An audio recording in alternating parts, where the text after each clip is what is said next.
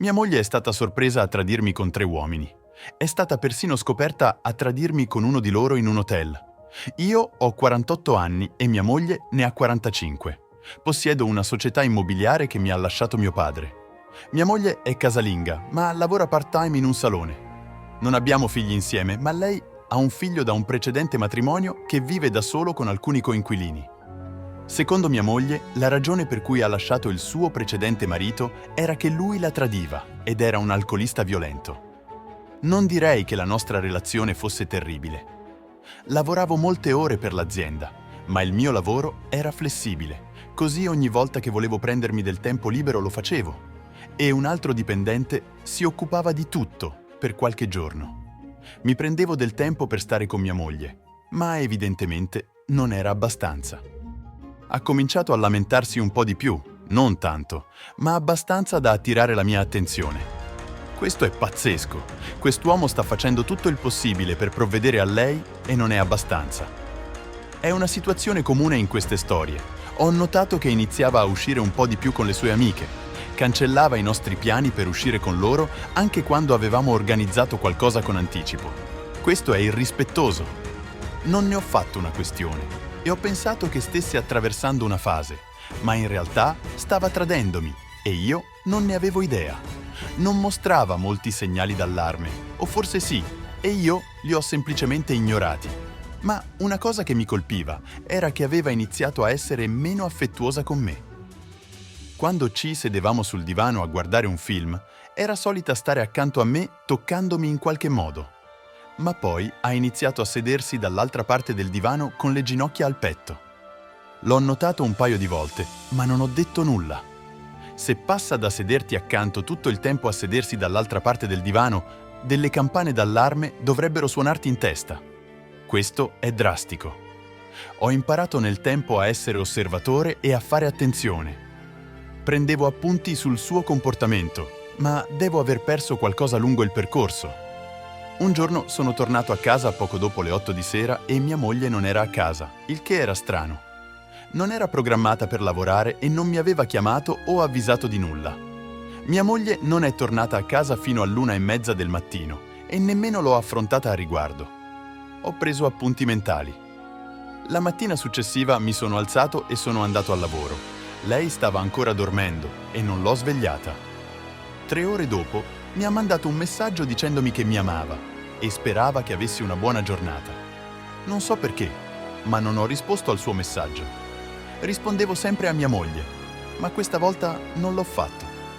Quando sono tornato a casa quella sera, mi ha chiesto perché non le avevo risposto. Le ho detto che stavo per farlo, ma mi ero distratto a lavoro e mi era sfuggito.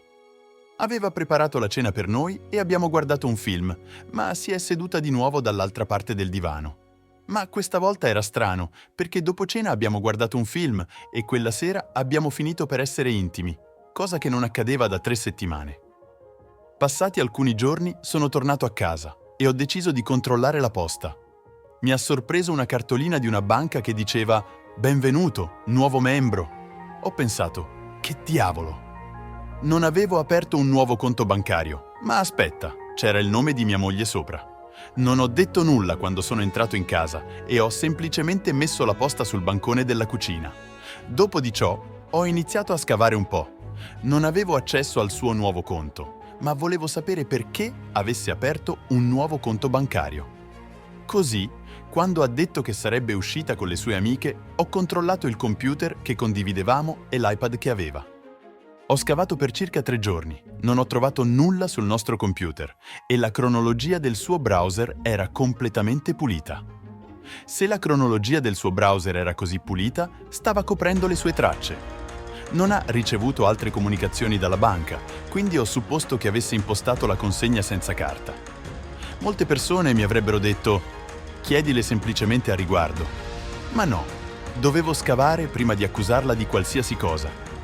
Come mi era stato insegnato, eravamo sposati da 11 anni e lei non aveva mai mostrato questo tipo di comportamento e non eravamo mai stati così tanto tempo senza essere intimi. Per me dovevo andare a fondo della questione. Tutto è venuto a galla una mattina quando è uscita con le sue amiche e non è tornata a casa fino alle 7 del mattino. Era uscita di casa alle 9 di sera la notte prima ed era stata via per quasi 12 ore senza contattarmi. Questo è folle. Hai un marito a casa e non torni a casa fino alla mattina successiva e non dici una parola per 12 ore? Sì, sai cosa sta succedendo. Ho chiamato e richiamato. Nessun messaggio, nulla. Quel momento è stato un punto di svolta per me.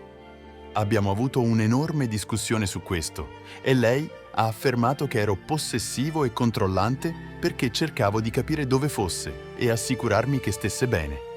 Beh, quale marito o fidanzato non vorrebbe assicurarsi che la sua donna stia bene?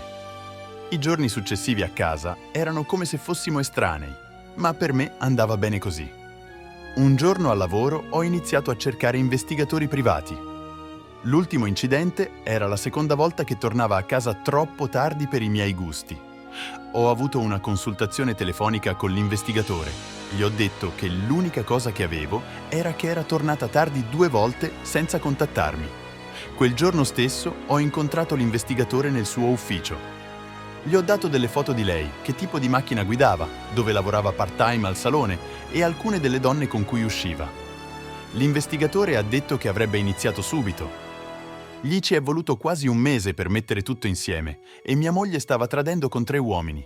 Li aveva incontrati tutti tramite siti di incontri ed era stata persino sorpresa a essere intima con uno di loro in macchina, nel parcheggio di un hotel. Viviamo a New York, che permette ancora divorzi per colpa. Avrei fatto del mio meglio per non pagare l'assegno di mantenimento, ma sarebbe stato difficile poiché guadagnavo quasi il triplo di lei.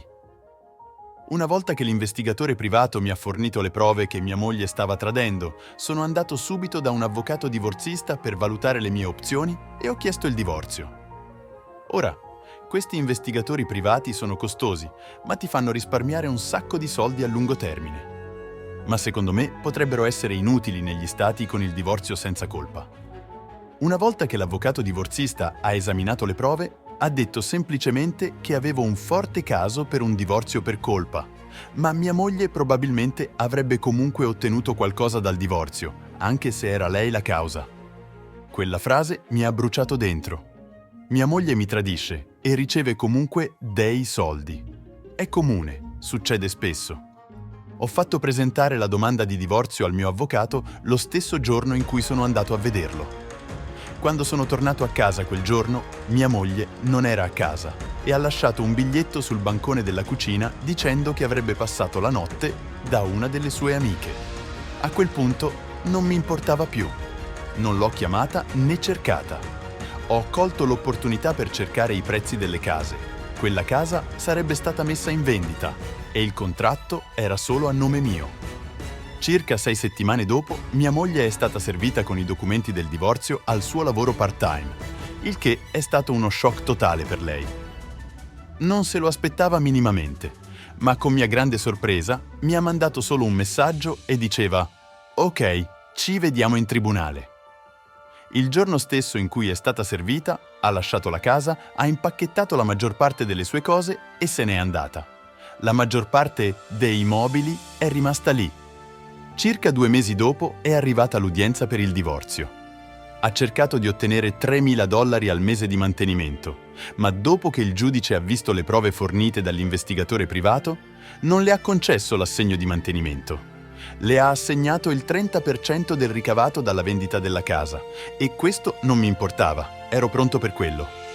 Dopo il divorzio ho fatto sapere a tutti, famiglia e amici, la vera ragione per cui avevo divorziato da mia moglie.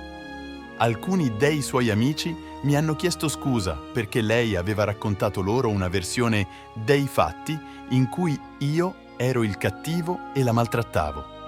Una volta che hanno visto le prove del suo tradimento, l'opinione che avevano di me è cambiata rapidamente. Passate alcune settimane, ho contattato il mio fornitore di telefonia e ho cambiato numero. Non volevo mai più vederla o sentirla. L'ultima cosa che ho saputo di lei è che viveva con uno degli uomini con cui mi aveva tradito. Tutti gli uomini con cui mi ha tradito erano single e nessuno di loro era sposato. Ah, mi sono dimenticato di menzionare che usava i soldi che le davo per pagare i siti di incontri.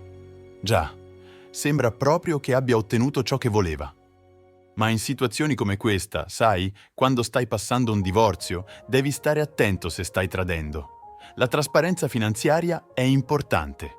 Se il giudice scopre che hai usato i soldi che ti sono stati dati dal coniuge per tradirlo, potresti dover restituire quei soldi. Comunque ragazzi, grazie per aver seguito il racconto, ci vediamo alla prossima.